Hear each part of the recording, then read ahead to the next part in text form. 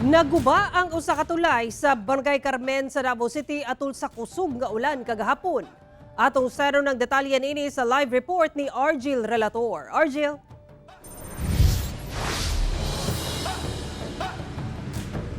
Sara na danyos ang tulay nga gama sa Kawayan sa Panigan River nga sakop sa Barangay Carmen sa Baguio District, Davao City tungod sa kusog nga sulog sa tubig baha sa sapa. Ang mga residente nanawagan na sa gobyerno nga unta matukuran na sila og konkreto nga tulay sa ilahang lugar.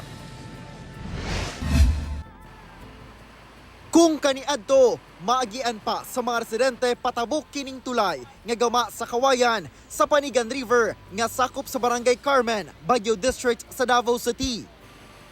Apan karon, katunga na lang sa tulay ang nahibilin.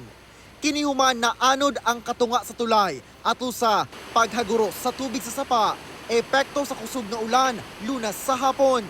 Tungod sa dakong baha nga nisubay dinhi sa Panigan River kagahapon sa hapon, ing-ani na ang hitsura sa ilahang tulay nga gama sa Kawayan. Katunga na lang ang nahibilin ug ang katunga nahanaw na human nga nadala sa dakong sulog sa tubig baha. Busa ang mga residente, buwis buhay sila nga musubay ni ining mga dagkong bato, inubaran pagayod sa sulog sa tubig gikan sa taas aron lang makatabok sila sa sapa.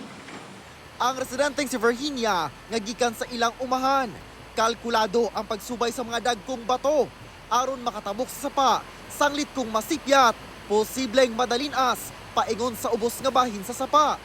Maglisod gayud kuno sila, labi na ang dunay mga dalang produkto gikan sa bukid. Mas kabalak ansab ang pagtabok sa mga estudyante padulong sa sentro sa barangay, labi na kay hapit na ang abli klase. Delikado kay para nang nay mga umas sa tabak, ang mga barangay taga-barangay Carmen dahil sa makatabo, masaka pa sa tabak na sila mga maglisod sila og kanang tabok. May man tong naay tulay kay kung naapoy motor makaagi pod sila sa makauli pod sila bisag unsa ka kuan kusog sa ulan. Sa karon, dunay bako nga nagatupong sa mga bato aron maagian og sakyanan ang sapa o dili maglisod ang mga tao patabok. Ang mga residente o barangay officials nihangyo na nga unta mapatukuran na sila og konkretong tulay. Ang amo ang gihangyo gyud nga tulay diri kanang tulay gyud siya nga konkreto gyud siya nga dili parehas atong sa una. Nanay sorbian ni sa DP. Ang budget na lang o pagbuhat nila kung kanusa o nila buhaton ang tulay diri. Maghimo mi og bayanihan nga magmutol mi og Kawayan. Kaning sumpayan namo ni nya nagplano mi nga kini among pundasyonan kay para temporary nga matulayan unya magian sa mga kabataan ug sa mga tao. Sa karon, temporaryo nilang sumpayan ug Kawayan ang nahibiling tulay apan walay kasiguraduhan kung magdugay kay nagsigi na og ulan.